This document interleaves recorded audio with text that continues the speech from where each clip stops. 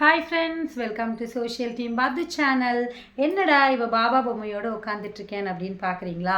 ஆமாங்க ஃப்ரெண்ட்ஸ், இன்றைக்கி என்ன ஆச்சு அப்படின்னு பார்த்தீங்கன்னா, ஒரு குழந்தை வந்து என்கிட்ட கேட்டுச்சு, மிஸ் நிறைய ஃபுட் ரெசிபீஸ் போடுறீங்க, மம்மி செஞ்சு கொடுக்குறாங்க, அப்புறம் கடையிலையும் வாங்கி தராங்க, சாட்டிஸ்ஃபைடாக இருக்குது. ஆனால் நீங்கள் கிளாஸில் எவ்வளோ கதை சொல்வீங்க, ஸோ நீங்கள் ஏன் கதை சொல்லக்கூடாது அப்படின்னு அந்த குழந்தை கேட்டுச்சு. ஸோ அந்த குழந்தைக்காக நான் இன்னிலேருந்து நம்ம சேனலில் ஒரு கதை சொல்லலாம் அப்படின்னு இருக்கேன். ஃபுட்டு தாண்டி நம்ம கதையும் நிறைய கேட்கலாம். ஏன்னா குழந்தைகள் நிறைய பேர் பார்க்குறீங்க சேனலை, அதனால் கதைகள் சொல்லலாம் அப்படின்னு சொல்லிட்டு. ஸோ இன்றைக்கி என்ன கதை அப்படின்னு பார்த்தீங்கன்னா, ஒரு ஊரில் ஒரு பிச்சைக்காரர் இருந்தார். அந்த பிச்சைக்காரருக்கு ரொம்ப கவலை, என்னடா நம்ம காலம் ஃபுல்லாக பிச்சைக்காரராகவே இருப்போமோ அப்படின்னு சொல்லிட்டு அவருக்கு ரொம்ப கவலையாக இருந்தது. உடனே என்ன பண்ணுறாரு, அப்படியே உட்காந்துட்டு இருக்கும்போது ஒரு மகான் வராரு. அந்த மகான் கிட்ட, ஐயா நான் பிச்சைக்காரனாகவே இருக்கேன், எனக்கு மாற்றமே கிடையாதா அப்படின்னு கேட்குறாரு. உடனே அந்த மகான் சொல்கிறாரு, நீ போயிட்டு சிவபெருமானை போய் பார்த்துட்டு வா, உனக்கு வந்து ஒரு மாற்றம் கிடைக்கும் அப்படின்னு சொல்கிறாரு. சரின்னு சொல்லிட்டு அந்த பிச்சைக்காரரும் சிவபெருமானை தேடி போகிறாரு. அப்படி போகும்போது நைட் ஆகிடுது. ஒரு பெரிய பணக்காரர் வீட்டு திண்ணையில் உட்கார்றாரு. அப்போ அந்த பணக்காரர் கேட்குறாரு, யாருப்பா நீ இங்கே வந்து உட்காந்துருக்குற, எங்கே போகிற? நான் இந்த மாதிரி சிவபெருமானை பார்க்க போகிறேன் அப்படின்னு இந்த பிச்சைக்காரர் சொல்கிறாரு. உடனே அந்த பணக்காரர், அப்படியா, அப்படின்னு சிவபெருமானை பார்த்தேன்னா எனக்கு ஒரு உதவி செய்வியா அப்படின்னு கேட்குறாரு. என்ன உதவி சொல்லுங்க. எனக்கு இந்த மாதிரி ஒரு வளர்ந்த பொண்ணு இருக்கா, அவள் பிறவிலேயே ஊமை, அவளை வந்து எப்படியாவது பேச வைக்கணும், அவள் எப்படி பேசுறதுன்னு சொல்லிட்டு சிவபெருமான் கிட்ட கேட்டுட்டு வரியா அப்படின்னு சொல்லிட்டு அந்த பணக்காரர் கேட்குறாரு. கண்டிப்பாக நான் கேட்டுட்டு வரேன் அப்படின்னு சொல்லிட்டு இந்த பிச்சைக்காரர் என்ன பண்ணுறாருன்னா போயிட்டே இருக்காரு. அப்படி காலையில் எழுந்திரிச்சு அவர் போயிட்டே இருக்கும்போது ஒரு பெரிய மலை வருது. அந்த மலையை எப்படி வந்து நம்ம தாண்டுறது, எப்படி கடந்து போகிறது அப்படின்னு இந்த பிச்சைக்காரர் யோசிச்சுட்டே இருக்கும்போது ஒரு சாமியார் வராரு. அந்த சாமியார் வந்து, எங்கப்பா போகிற அப்படின்னு கேட்கும்போது, நான் சிவபெருமானை பார்க்க போகிறேன் அப்படின்னு இந்த பிச்சைக்காரர் சொல்கிறாரு. அப்படியா, சரி ஓகே, நீ போய் பாரு, ஆனால் எனக்கு ஒரு உதவி செய்வியா அப்படின்னு கேட்கும்போது, கண்டிப்பாக செய்கிறேன், என்ன வேணும் அப்படின்னு இந்த பிச்சைக்காரர் கேட்கும்போது அந்த சாமியார் சொல்கிறாரு, நான் 500 வருஷமாக முக்தி அடையாமல் இருக்கேன், நான் முக்தி அடையிறதுக்கு ஒரு வழி என்ன அப்படின்னு அந்த சிவபெருமான் கிட்ட எனக்கு கேட்டு சொல்ல முடியுமா அப்படின்னு இவர் கேட்ட உடனே, கண்டிப்பாக பிச்சைக்காரர் என்ன சொல்கிறாருன்னா, என்னை இந்த மலையை கடக்கிறதுக்கு நீங்கள் உதவி செய்யுங்க அப்படின்னு சொல்கிறாரு. கண்டிப்பான்னு சொல்லிட்டு தன்னுடைய மந்திர கோலம் மூலிமா இந்த சாமியார் பிச்சைக்காரரை மலையை கடக்க உதவி செய்கிறாரு. பிச்சைக்காரரும், கண்டிப்பாக நான் வந்து சிவபெருமான் கிட்ட உங்களுக்கு முக்தி அடையிறதுக்கு வழி கேட்டுட்டு வரேன் அப்படின்னு சொல்லிட்டு வந்துக்கிட்டே இருக்கும்போது ஒரு ஆறு போயிட்டுருக்கு. அந்த ஆற்றில் தண்ணி நிறைய இருக்குது. இந்த ஆற்றை எப்படி கடக்கிறது அப்படின்னு சொல்லிட்டு இந்த பிச்சைக்காரர் தவிச்சு நிற்கும்போது அது பக்கத்தில் ஒரு பெரிய ஆமை உட்காந்துட்ருக்கு. உடனே இந்த பிச்சைக்காரர் வந்து, ஆஹா ஆமை என்ன பண்ணுறீங்கன்னு கேட்கும்போது அந்த ஆமை சொல்லுது, நீ எங்கே போகிற அப்படின்னு கேட்கும்போது இந்த பிச்சைக்காரர் சொல்கிறாரு, நான் சிவபெருமானை பார்க்க போகிறேன் அப்படின்னு சொல்கிறாரு. அப்படியா, சிவபெருமானை பார்த்தா எனக்கு ஒரு உதவி கேட்குறியா அப்படின்னு இந்த ஆமை கேட்குது. என்ன செய்யணும் சொல்லு, எனக்கு பறக்கிற சக்தி வேணும், அந்த சக்தியை நீ சிவபெருமான் கிட்ட வாங்கி தரியா அப்படின்னு அந்த ஆமை அந்த பிச்சைக்காரர்கிட்ட கேட்குது.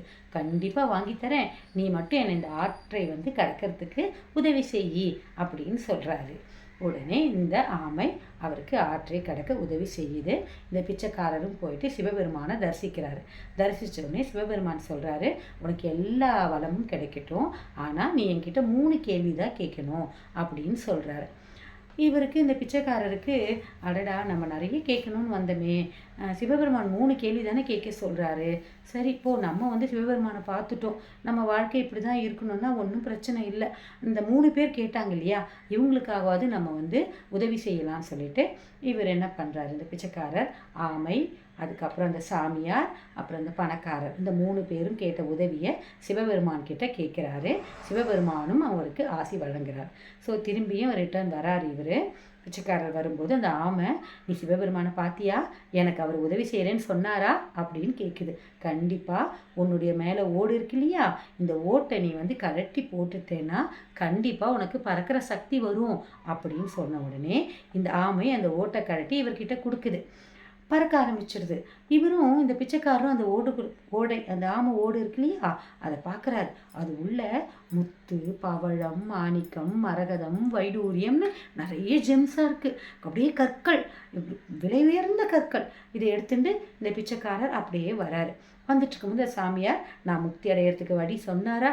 கண்டிப்பாக சொன்னார். உங்கள் கையில் இருக்கிற மந்திர கோலை நீங்கள் தூக்கி போட்டுட்டிங்கன்னா உங்களுக்கு முக்தி கிடைக்கும்னு சொன்னார் அப்படின்னு இந்த பிச்சைக்காரர் சொன்ன உடனே அந்த சாமியார், இதை நான் தூக்கி போட மாட்டேன், இது சக்தி வாய்ந்தது, இதை நீ வச்சுக்கோ அப்படின்னு சொல்லிட்டு இந்த பிச்சைக்காரர்கிட்ட அந்த மந்திரக்கோலை அந்த சாமியார் கொடுக்குறாரு. உடனே சாமியார் முக்தி அடைஞ்சிடுறாரு. இவர் அந்த மந்திரக்கோலையும் எடுத்துட்டு நேர செல்வந்தர் வீட்டுக்கு வராரு. செல்வந்தர் வந்து கேட்குறாரு, அப்பா நீ இப்போ வந்து சிவபெருமானை பார்த்தியா, என் பொண்ணு பேசிடுவாளா அப்படின்னு கேட்குறாரு. அவோ என்னைக்கு தனக்கு பிடிச்ச ஒருத்தனை பார்க்குறாளோ அன்னைக்கு கண்டிப்பாக பேசிடுவாங்க அப்படின்னு சொல்லிட்டு இந்த பிச்சைக்காரர் சொல்கிறாரு. அப்போ தான் மாடியிலேருந்து அந்த பெரிய பணக்காரரோட பொண்ணு கீழே இறங்கி வருது. இந்த பிச்சைக்காரர் அந்த பொண்ணு பார்த்த உடனே, அப்பா எனக்கு இவரை ரொம்ப பிடிச்சிருக்கு அப்படின்னு வாய் திறந்து சொல்லும்போது அந்த பெண்ணும் பேசுது. உடனே அந்த பெரிய பணக்காரர் அந்த பிச்சைக்காரரை தன்னுடைய மருமகனாக ஏற்றுக்கிறாரு.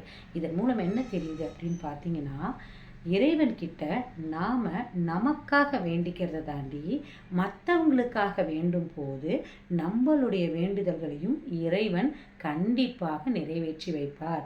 அந்த பிச்சைக்காரர் தனக்காக வேண்டவே இல்லை, தனக்காக அவர் சிவபெருமான் கிட்ட எதுவுமே கேட்கல, ஆனால் பிறருக்காக தான் அவர் தன்னுடைய வேண்டுதலை வைக்கிறாரு. இதன் மூலயமா அவருக்கு வாழ்க்கையில் நல்லது நடக்குது. ஸோ குழந்தைகளே, நீங்களும் இறைவன்கிட்ட நமக்காக, நம்ம எல்லாருக்காகவும் எனக்கு அப்படின்னு வேண்டிக்காம என்னை சுற்றி இருக்கக்கூடிய எல்லாரும் நல்லா இருக்கணும்னு நீங்கள் வேண்டிக்கிட்டீங்கன்னா நம்மளுடைய வேண்டுதல்களும் இறைவன் நிறைவேற்றி வைப்பார்.